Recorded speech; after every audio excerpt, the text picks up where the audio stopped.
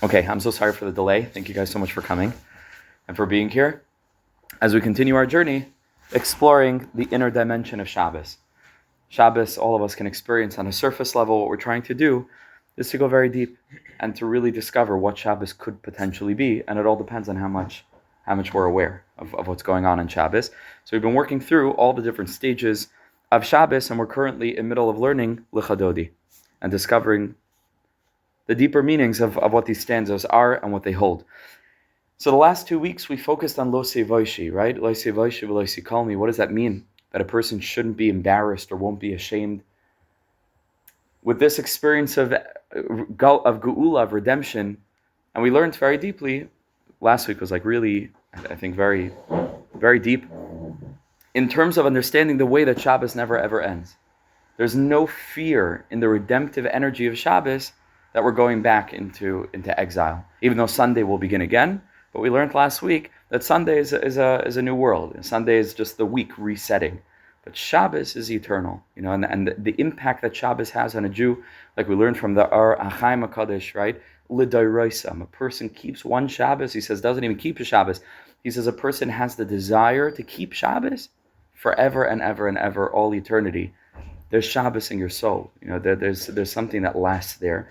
The degree to which we're going to be aware of what it is that is lasting with us, again, that is dependent upon what we actually know about what took place and what's happening in our neshamas on these incredible moments. So here we go into the final stanza. Bayu b'shalom atar espala. Somebody doesn't mind, just to click the key and it'll let them in. Bayu kala Shabbos malkasa, right? Bayu b'shalom atar espala. Come in peace. Atar espala, the crown of her husband, which is of course a reference to the Eishes Chayil, to the woman of valor. That's the crown of her husband. Shabbos is always feminine. We had it in the early shiur, and we spoke about that very, very much. But Shabbos is the energy of the feminine, the midah of malchus. That becomes atar espala, that becomes the crown of her husband. All this is very deep meaning, but he's focusing on what this means. Bayi kala. Right? Approach, enter, Kala the bride. Enter, Shabbos Malkasa. Gideon, thanks for coming. Great to see you. Bayi Kala, Shabbos Malkasa. What does that mean?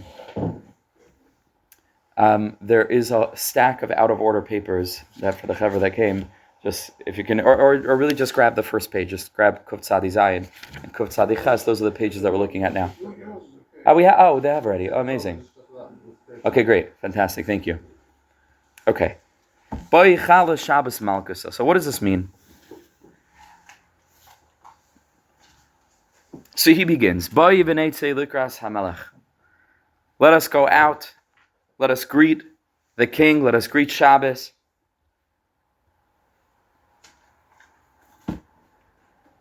Which is what the tzaddikim used to say as Shabbos was coming in. They would go out to the fields, like we had shiurim on in the beginning of the series. See, he says, Shabbos is God's day. Shabbos is the day of the Creator. Imagine that. Shabbos is Hashem's day. Hashem has a day called Shabbos. Rabben, if you don't mind, maybe turning on the AC in place of the windows being open. Yeah, just have some air. No, it's good. It's good for the sound, but just in the meantime. Thank you so much. Days were created. V'loi means, and to him, to Hashem, echad behem. There's one day that belongs to God. 365 days is the solar calendar. And one of those days belongs to God. Ezu, so which day is that? Rabbi Yitzchak says, Shabbos. Shabbos. This is the day of Shabbos. That day belongs to Hashem. Set aside for Hashem, the Creator. Va'id Isa, in a different place, Medrash Rabbah, in Bamidbar Rabbah, the Medrash says, Amr Rebbe Levi, God created many things in the world. Ubir loy echad mehem, and he set aside one of those things he created just for him, which is bara shivas yamim. He created 7 days, and of those 7 days, ubachar Kodesh Baruch Hu b'Shabbos. God selected one day that belongs to him. We find in another place, Kabbalah Shabbos, the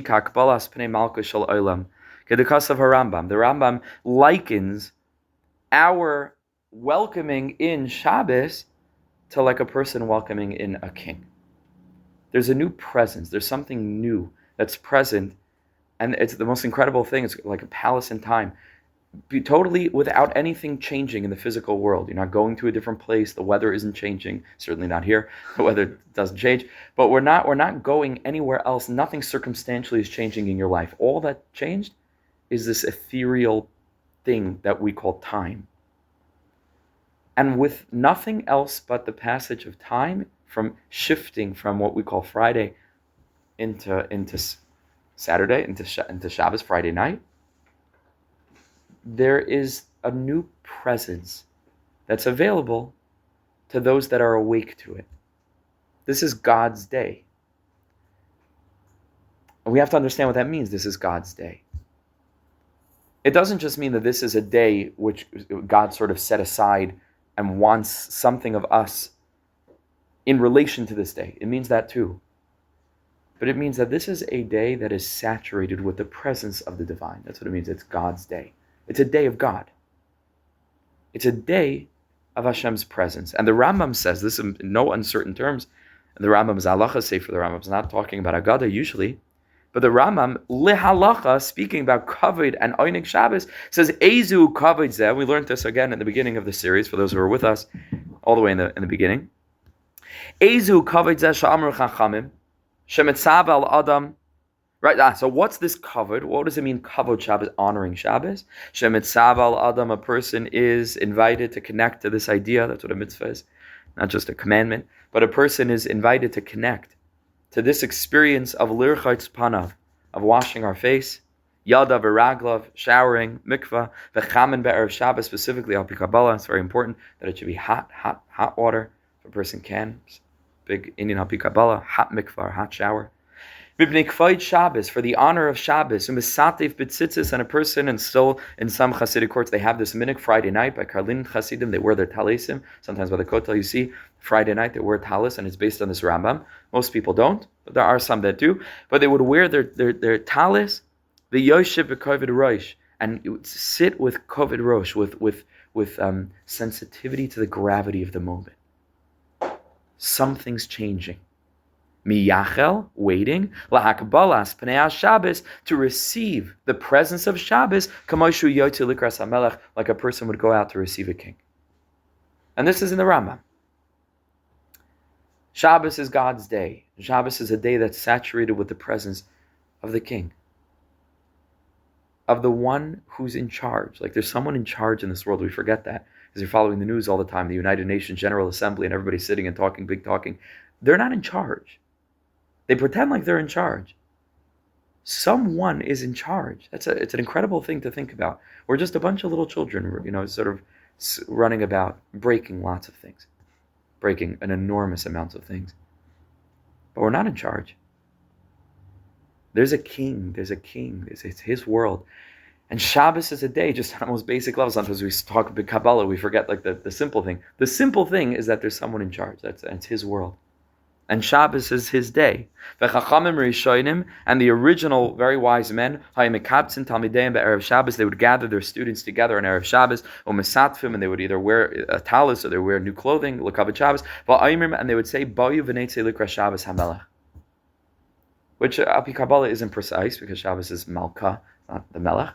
Okay, but let us go out to greet the Queen. There's royalty in this day. There's majesty in this day. Let's be awake to it. Let's be sensitive to it. Not just Saturday. It's not a day off. It's a day on. Shabbos is mamish, a day on. Vadvar matikim. He says these words are what's called ancient, but it really means very, very, very hidden. Tamir magnizim, concealed. Shut away. What does this mean? What is the secret of this, that Shabbos is a day of God? And what's this concept? What does it mean? That on Shabbos we wait as Shabbos comes in, Kabbalah Shabbos, like a person that has the opportunity to see the king in the king's house, Umamten Biras covered, and a person sits with an awareness of the majesty, Likras Ba'oi Shalamelech, waiting for the king to approach and to come down from his private chambers into the throne room, La Arman HaMelucha, into the palace. What's the secret of that? What does that actually mean? Ubi Yoser, and a deeper question, Le'es Erev, or not a deeper question, but Yoser, this gets more intense, Le'es Erev, as evening falls. Le'les Kadesh Hayom, right? The time when the day is being sanctified. Mekablin HaShabbos B'Lashonos, and we use these words, this terminology, Boi B'Shalom Ateres Bala. Enter in peace. Ateres Bala, crown of her husband, of God. Boi Kala, enter. Let the bride enter. Shabbos Malchus, of the Shabbos queen. Malka, the queen, shall Malka shall Olam, of the king of the world. Ukaboya Yehudi al Shulchan Shabbos, and a Jew sits Friday night at the Shabbos table, and bless us all with our own Shabbos tables, Bez Hashem, surrounded by our children and grandchildren. Ubeseach b'lashones haflaga, and a person who says a little bit the piyutim, especially those that were written by the Arizal, Da'isu dasa da'atika kadisha. Person says this is the Suda of what's called Atik, the ancient one, the one of ancient days, Da'atika kadisha, the holy ancient one. Like it's brought from the Zar that Rabbi Shimon, before starting his meal, would say, Askinu su'udasa de mehemanusa. You are invited to the Suda of faith, the mehemanusa, the meal of faith. Askinu su'udasa de malka. You are invited to the Suda, to the feast, de malka, of the king. What's the meaning of all this? What's the meaning of the royalty of Shabbos, of the kingship of Shabbos? So he says like this, to understand really the interiority of these things, which is the purpose of this holy chabura, is to understand things in a deeper way. We have to understand, what is this dynamic of the house of the king, the palace of the king, as it relates to Shabbos. So he says like this, you have two concepts. You have, on the one hand, you have a person who's a villager, who comes from very far, very poor little village somewhere in the sticks, in the countryside, that comes to be hosted like as an honored guest, whatever reason. He gets a golden ticket, one of his steaks, I guess, so whatever. He gets a golden ticket and he's invited to go to the palace of the king. So that's one kind of experience of the king's palace. V'yesh es ben hamelech hasamach al shulchan aviv, and then you have the prince. Both of them are having an experience, let's say, of the king's throne room, of the king's home. One is the ben kfar, one's the villager, one's the prince. V'achilik b'neim, the distinction between the murava atzum is absolutely enormous. Shaba'oid ben kfar nifam miklei ha'armoin umi mi gon gvun. Not sure what this word is. Umi. I'm not sure. I don't know what that word is. Hama'achalim. It's a strange. Oh, variety. Like gavun, like colors. The different variety. Okay. Yeah. Excellent. How do you pronounce it though? Umi magvun, I guess.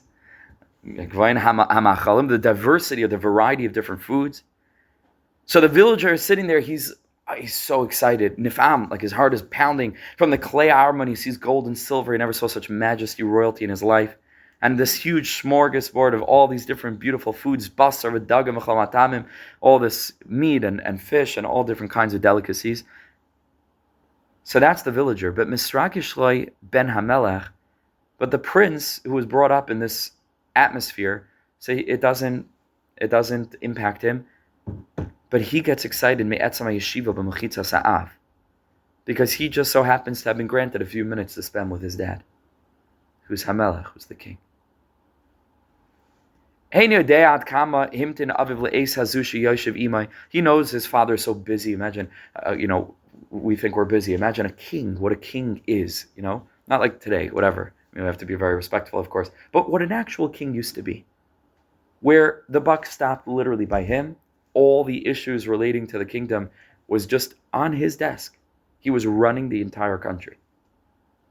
Decisions, every single day decisions, enormous decisions that impacted hundreds of thousands, not millions of people.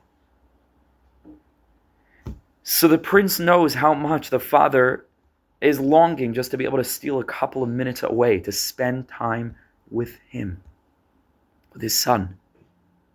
Le'es hazua, the father is waiting, sheyoshev imoy, to be able to sit b'noi chaviva, with his precious child. Umamit bay ba'arga, and he's looking into his eyes with yearning. Because nothing else that the king has comes even close to these moments of real connection, intimacy. Nen v'sameach b'chol rega, and he enjoys and he rejoices over every moment. And when he sits there, so of course it's a great celebration. So he tells the chefs to cook, this incredible diversity of foods, but that's not the point. The point is now that there's a moment of connection.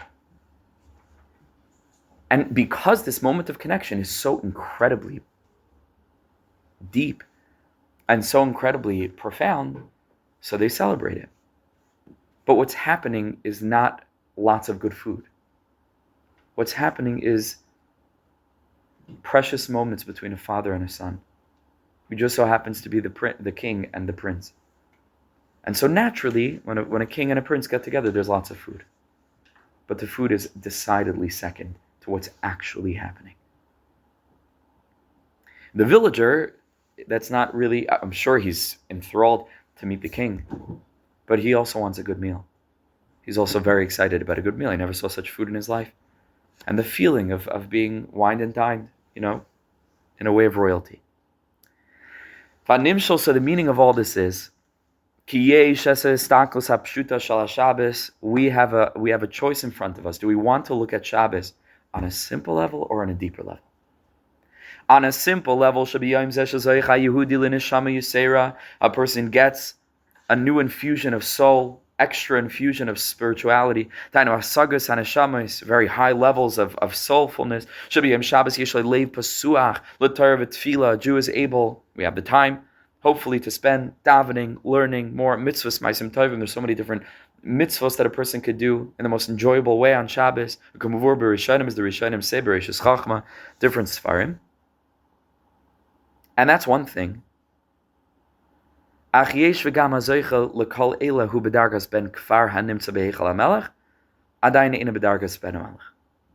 a person who experiences all of these things on the level of the villager, but not yet on the level of the prince.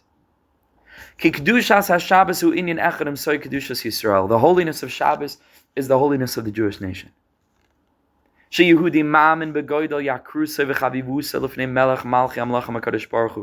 Jew understands what it means to be this precious, this close, this trusted by the King of Kings. Therefore, when it comes to this day, that's the day of God, that's the day that's saturated with the presence of the divine, of the King.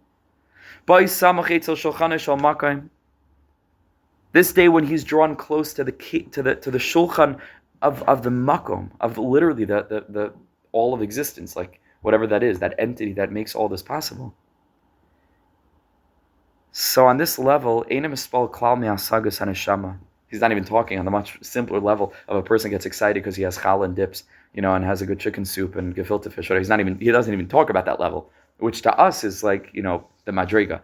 But he says even a person who's excited about like the avodas Hashem of Shabbos, the davening, the learning, the halavai, that to us, is like a big madriga. He says even that. He says a Jew who's approaching Shabbos on the level of the prince, not the villager, this is not what he's focused on. Spiritual experiences. In iskoy klal b'moichin b'midas, he's not busy thinking about moichin, big spiritual concepts of high levels of perception that a Jew could access, or midas, or emotional feelings that we could feel. Be'einav, in his eyes, be'enim yizkel as be'enim loy, whether he's going to be able to feel these feelings on Shabbos or not, shava be'einav, that's not the point. It's equanimity. Like for him, it's the same. And this is like the Pnimius of Pnimius. This is Chassidus. Because in Kabbalah doesn't get to this level. Kabbalah tells you there's all these spiritual opportunities on Shabbos, and a person can have all these deep kavanos and these deep intentions in davening and the chalas and kiddush and all of the different details of unbelievable 3 su'udas, what they all are referring to, and why there's a night of Shabbos and a day of Shabbos. This is all Kabbalah. Chassidus says good. But what about the relationship?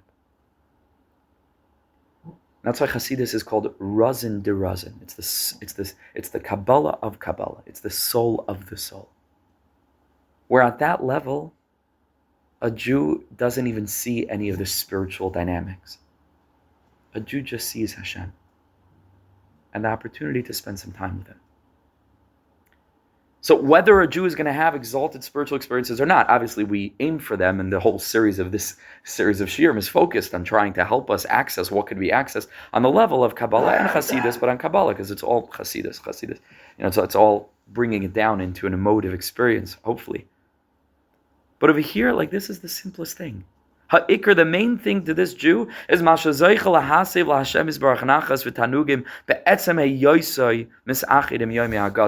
that he knows that God has taken the greatest pleasure just by being a part of this great day, recognizing it as being special, recognizing it as a day that just practical circumstances enables the person to separate from the mundanity of the week and to spend time with the Creator of heaven and earth. Let's go a little bit further. The essence of serving God on this level, what the Baal Shem Tov revealed, Bibir HaMishnah, explaining the Mishnah, and many of us are familiar with, don't be like those who serve their master in order to receive reward. Rather, be like those who serve the king, not for the purpose of receiving any reward. And that's a Mishnah. What does this Mishnah mean? What this means is when a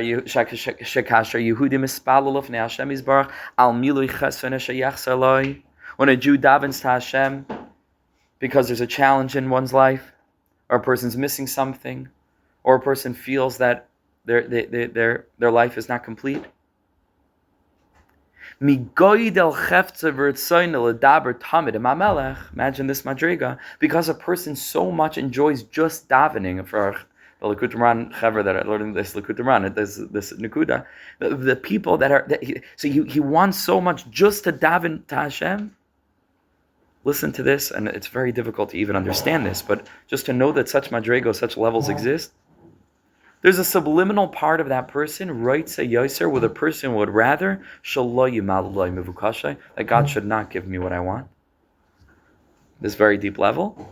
Because all I actually want is to connect to Hashem. I don't even want that the situation should be better, because I quite enjoy a moment of authentic reliance on the Master of heaven and earth, and which is an impossible thing to even consider. Nobody chas v'shalom wants that someone in their personal orbit, or any orbit, but in their personal family or themselves should deal with a medical issue. Nobody wants that.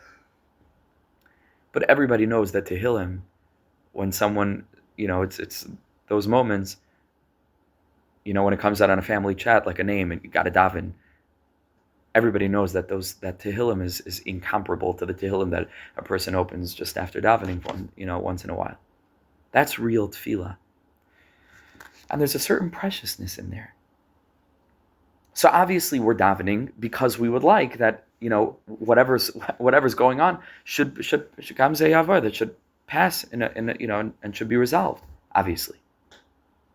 But there's a part of the neshama that is also saying to HaKadosh Baruch Hu, if not, because that's pretty radical, I don't actually mean that I want the situation to be resolved, because that's pure, that's egocentric, self-righteousness on the part of someone else's suffering. Obviously, we're davening that their suffering should pass. But there's a part of us that says to HaKadosh Baruch Hu, also help me always daven in so authentic a way. Always help that I should be this conscious of you like I am now. This aware of my reliance on you like I am now. because I don't have that every day, and that's precious to me. The Lubavitcher Rebbe, also based on the Baal Shem Tov, not sure if it's exactly the same thing, I don't have such clarity now, but there's a pasuk in Tehillim, David HaMelech says,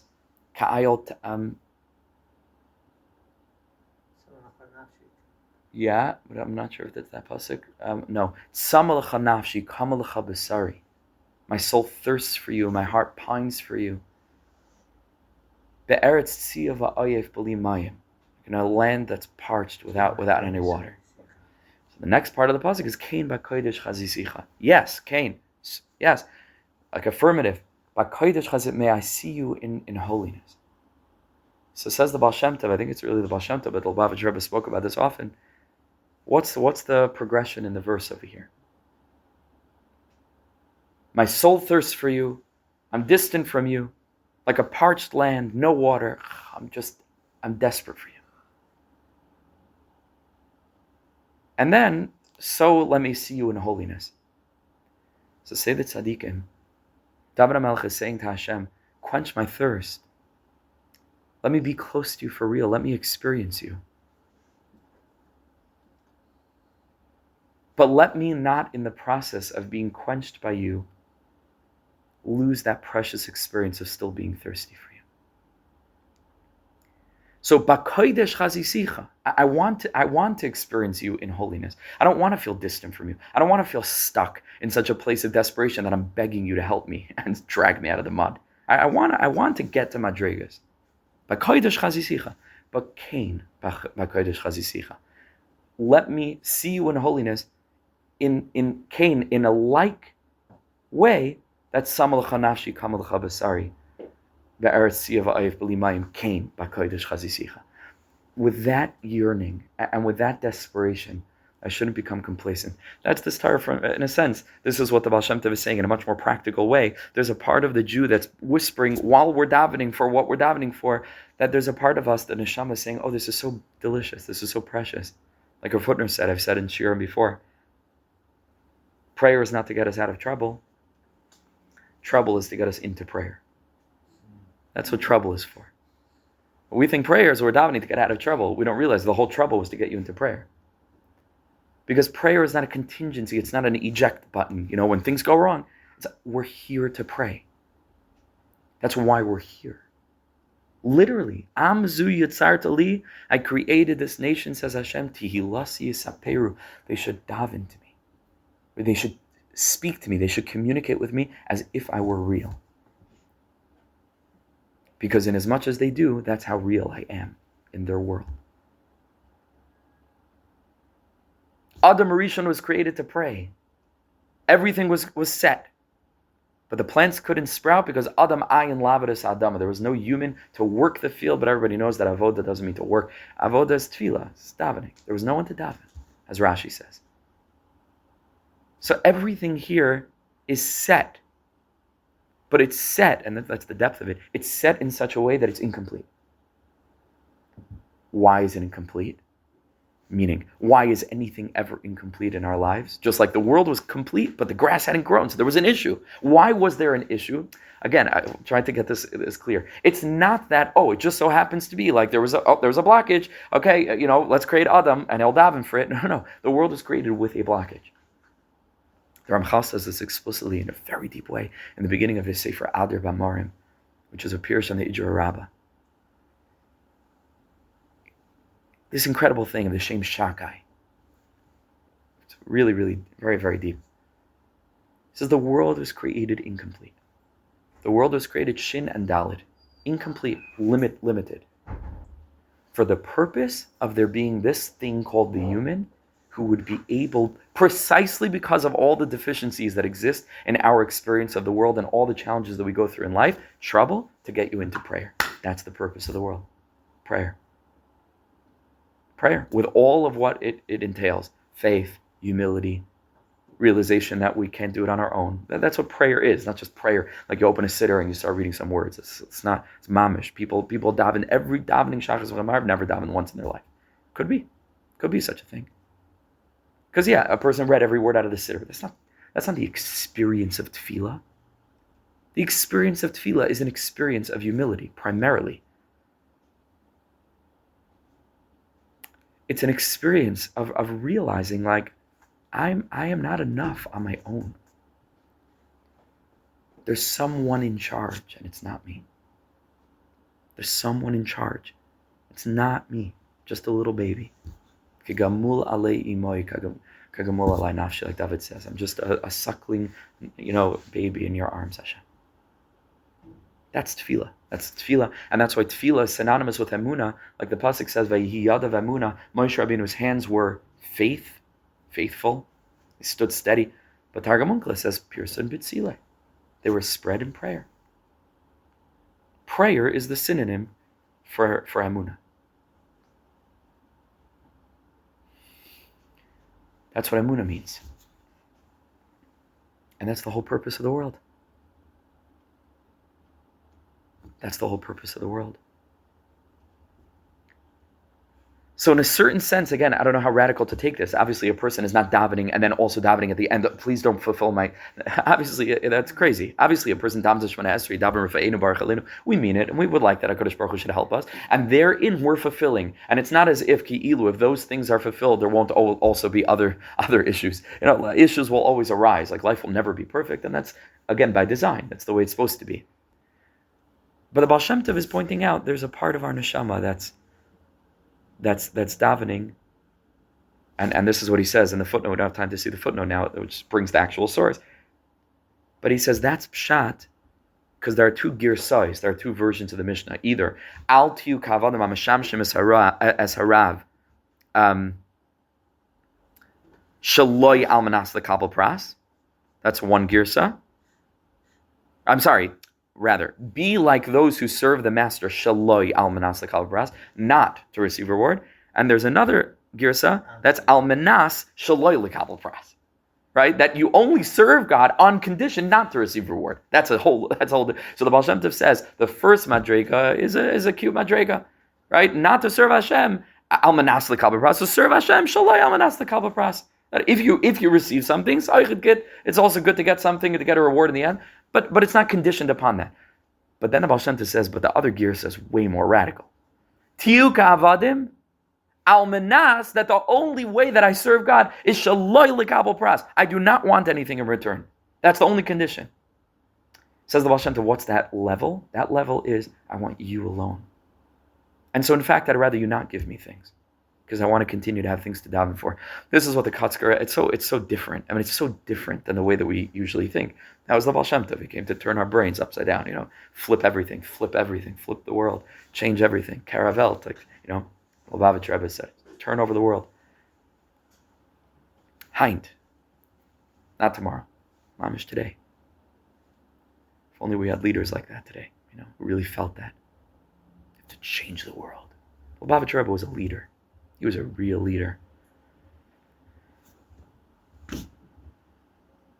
So now we have to be little leaders. Anybody whose heart beats with the pain of the world. Karavelt Heint. You have to turn over the world today. So the Kotzker Rebbe said that what's the whole thing? That the snake is cursed, that the dust will be its food. It's the biggest blessing in the world. Everywhere you go, you have food. Says the Kotzker, this exact idea. He says, sure, he had food. You know what he didn't have? A reason to pray to God. That's the curse. God gives you everything. It's beautiful. You just hang out, enjoy. It means God he doesn't want a relationship, chas v'shalom, which he always does, and that's why none of us have food all the time. Meaning in that way. It's an incredible way to look at challenges. Immediately, our mind thinks, God is so terrible. Why is he doing this to me? Why is this happening to me? He must hate me, or there's no God, or God is really evil, or all these things. And never once does it occur to us. Maybe this is a golden invitation, mamish an invitation, to wake up to the reality that God actually exists and loves you enough to poke you a little bit, to come into direct contact with him through prayer. We're not conditioned to think this way. Imagine how life would be different if this was our knee-jerk. A knee-jerk reaction. Something difficult goes, you always use the mashal for some reason. Get a flat tire, on our way to the meeting, whatever it is, something goes wrong. a frustration, a small frustration. And immediately we say, oh, thank you, Hashem. Thank you, Hashem, I get to daven now. Ribbon Shalom, this is really tough. Please don't fix it because I love davening. No, I'm kidding. It's a very high madriga. Say, Hashem, I really, but in our minds we're thinking, this is Hashem's love. Ki gavar aleinu, what do we experience as gevura, as severity? It's chazdai. The greatest chesed from Hashem. Trouble is to get you into prayer. So he's bringing this teaching from the Baal Shem Tov to fortify this consciousness that the Ben Melech, that the prince has about Shabbos. That the prince is not interested in the food. The prince is not looking around, wow, such a beautiful palace. The prince grew up in this place, and the prince is really just super happy to have 5 minutes with his Abba. Also, there's going to be beautiful food and great and beautiful royal things, and everything's very fancy and luxurious. And he enjoys that. But that's not where his heart is at. That's not where his head is at. So he says, this is what the Baal Shem Tov says. Dahainu, going back inside, a Jew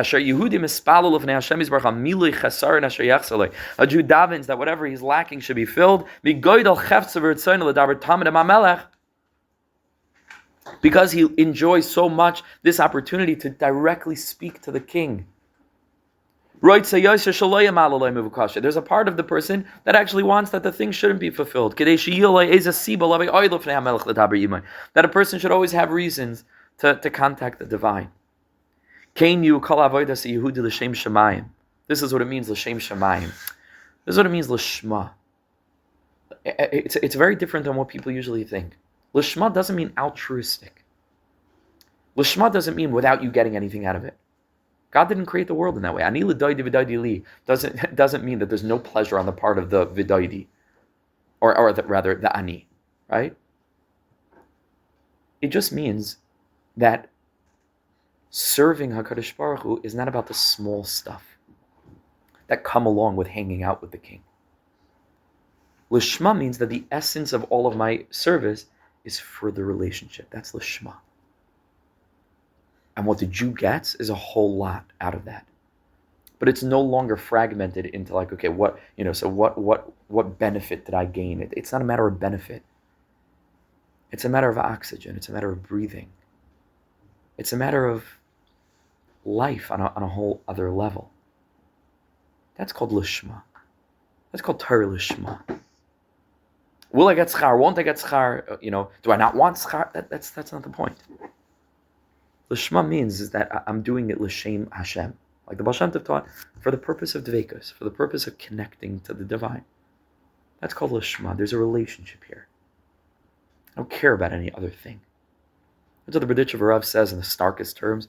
What we say Shabbos morning, very apropos, because it's the sugya of Shabbos. I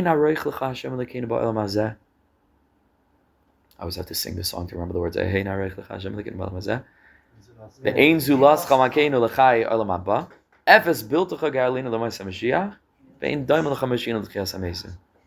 Berditchev, what do we actually say? What do the words mean? There's nothing that compares to you in this world. There's nothing that compares to you in the next world. It's okay, we have it recorded here. There's nothing that will be comparable to you in Mashiach's days. And even after Tchias HaMesim, the whole world is renewed. Whatever Tchias HaMesim means, brand new reality, new world order. Nothing like you. That's a simple translation. Says the Berditchev Rav, okay, what does it actually mean? All of these things, these are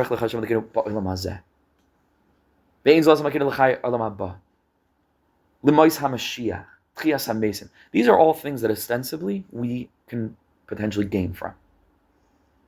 We gain from the pleasures of this world. Right? We're obviously saying nothing in this world compares to you. We're talking about all the really good stuff. All the pleasures of this world doesn't. The pleasure, olam haba, unbelievable. Interesting that olam haba goes before Yemais HaMashiach. Don't know. Yemais HaMashiach, all of that. Tchias HaMesim. Says the Berditchev, you know what the Jew is really whispering to the divine on Shabbos morning? He says, God, it's very cute. You can give me olam haba, you give me sweet things. Tchias HaMesim. None of it will compare to you. I want you to know that. You can give me all the gifts in the world. That's what a husband tells a wife tells a husband. And the gifts are beautiful. I appreciate the gifts. But I want you to know that you're the greatest gift. It sounds very sappy and cliche and romantic. But this is HaKadosh Baruch Hu. Shir Shirim is very romantic. I can't do anything about it. Shlomo Melech. This is what Yiddishkeit is supposed to be. Rachmana liba bai. Hashem wants a romance. Hashem's the most desperate, hopeless romantic. The capital R. Hashem. This is what Hashem is telling you. And this is what we're telling Hashem. Not there's nothing that compares to you and your greatness. There's nothing that compares to you in terms of my enjoyment.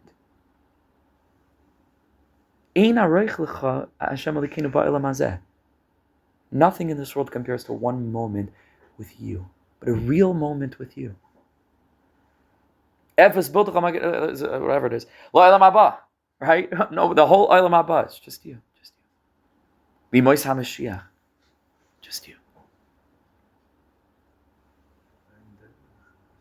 L'tchias HaMesim, thank you. And even then, it'll just be you.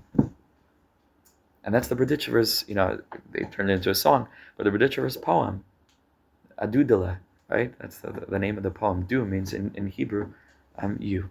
And the Berditchever in that poem goes through everything, left, right, up, down, here, where it is all only you. The Berditchever Rav once said, God and I are playing a game of hide and seek. And I find him everywhere. Everywhere. It's God's hiding place. It's a different way of approaching reality. Just you. Just you. From the Balatanya that one time he got into Dveikus, he closed his eyes, and in a tune he says, Ich will, basically in English, I don't want anything of yours. I don't want your Olam Hazeh. I don't want your Olam Haba. I don't want Atzilus. I don't want even the biggest. The only thing I want is you. Just you. Yeah, that's Chassidus. It's like the story of the Baal Shem Tov as well, when he woke up in the middle of the night or something, or something happened, he found out that he wasn't going to get Olam Haba. Yeah. And then he suddenly started dancing. And he said, Adarabba, now I could do it for real. I love you even more now, even without it. Yeah. That was on the journey to Eretz Yisrael. The ship, the whole story over there. That's right. That's the whole thing. Can you call avoid this Hayhudi? Let's just push a little bit further. Call avoid Hayhudi rather l'shem shemaim.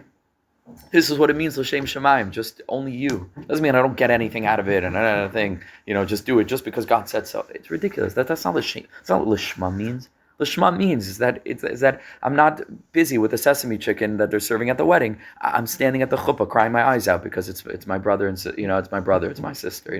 It's and that's what the wedding is for me, not the silly, whatever. Without anything else. Even in spiritual madregas, that's not where it's at. He says, let me give a more down-to-earth parable. A child, oh, this is so excruciatingly painful and beautiful. He just has such a way of bringing these ideas out. It's unbelievable. So he says, a person that's many, many years lives at home, dependent on his parents, parnasa, doing a bit like wordplay, right? When he comes, leperik means when he reaches that chapter in life, but he says not a chapter in life, it's actually a chapter in Kedushin. Ish Mekadesh, right? He reaches the chapter of getting married, right? Ish Mekadesh, it's a perik in Kedushin. Matzah zivuga, so he goes and he gets married, he finds a shidduch. And the father goes to the lengths and breadth and depth to be able, like they do in Eretz Yisrael, right? To get him a place to live. Nasal Eretz Merchakim, he travels to distant places of Chazav Yadayim Aleis, and he comes back with full arms. The father's gifting him with everything in the world. The wedding takes place in its proper time. And when it comes to the end of the Sheva Brachas, the week of the Sheva Brachas, Av Hamasur Lebeis B'nai HaChasan.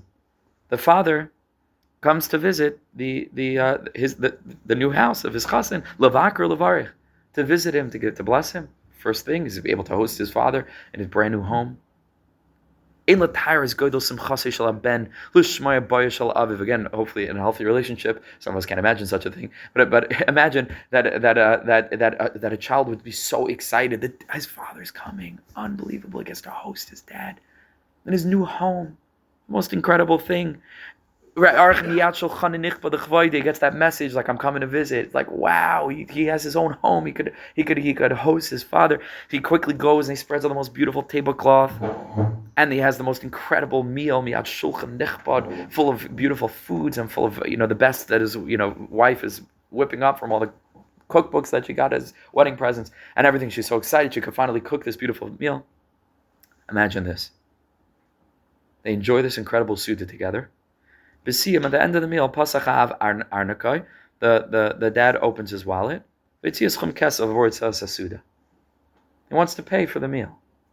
Imagine this. Father takes out his wallet at the end. He says, okay, so how much do I owe you for the Suda? Imagine that. How discouraged the son is going to become. After everything that his father did for him, there would be no greater punishment, there would be no greater torture than being paid for this meal. He finally has an opportunity to give back. He's not in it for, he didn't host the dad because now he thinks he's going to get a couple of bucks. There's no greater punishment than being paid, and there's no greater reward. There's no greater reward than that the father is present in his home. And then he finally has a way of giving back. Finally has moments to spend after the whole busyness of the wedding and the Sheva brachas.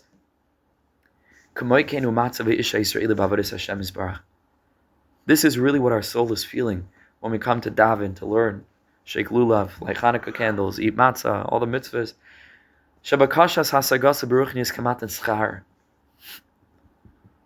He says, when a Jew thinks, okay, now I'm ready to have madregas because now I'm serving Hashem and I want to reach this spiritual goal and get that, and then gadlos ha'adam and tikkun amidas, and I should be a perfect this and da.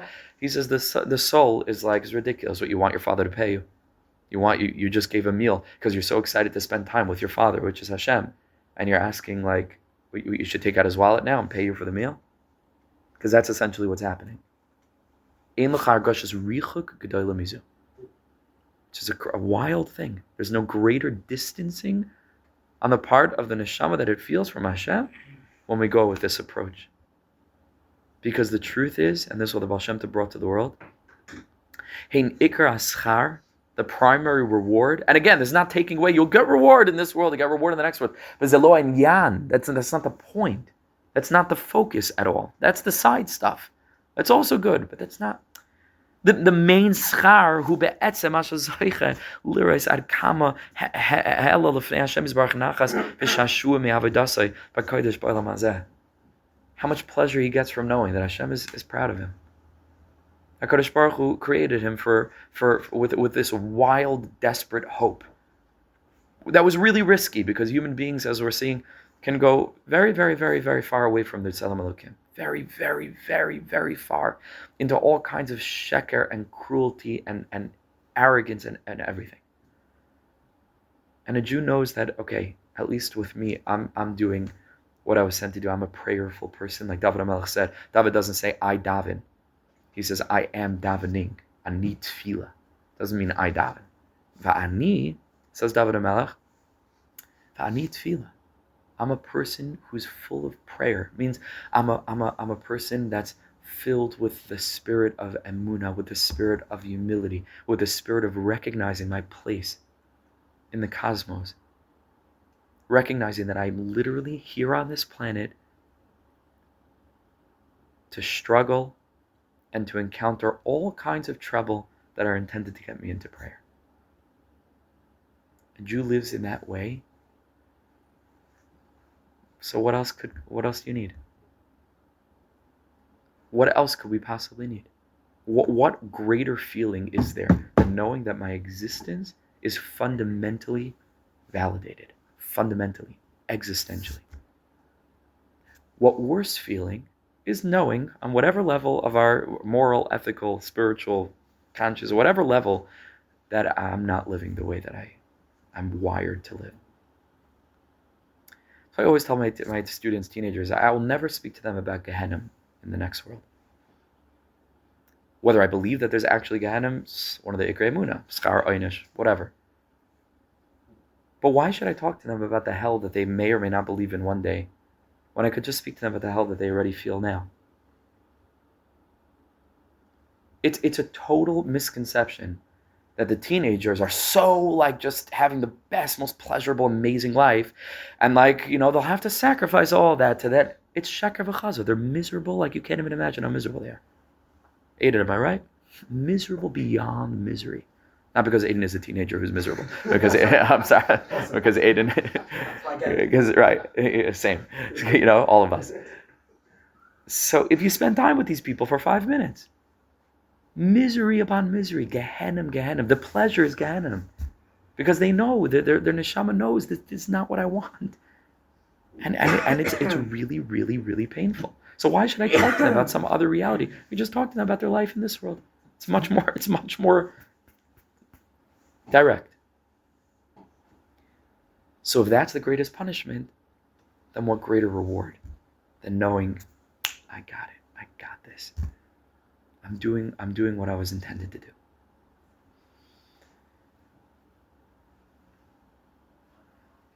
Okay, it's a good start on this piece. We'll continue Be'ez Hashem next week. But it starts to open our minds, starts to open our hearts. It's something different. It's not I just want to point out again, like I pointed out many times in the past, what we learn is not a Dvar Torah. This is not something to say over now, because we went to a shir. It's not a Dvar, I'm not giving over nice pshatlach. This is a different approach to Yiddishkeit. People don't understand this. This is a completely different consciousness that we onboard and allow to change every single waking moment and the way that we look at all of Yiddishkeit, not just this thing called Shabbos. That's one part of it. But we're trying to, the Baal Shem Tov didn't come for nice, and that's the most horrible thing when people quote Sfas Emes, like they opened it up and they saw one piece in Sfas Emes, like the Litvish Rashi, she was quoting in a Seal Shalom. I can't tell you the violence that they do to Sfas Emes when they take it with just one piece. Mamish violence. Because the Sfas Emes wasn't interested in giving you Divrei Torah to say the Sheva Brachas. The Sfas Emes is meant for his sefer, really for each piece.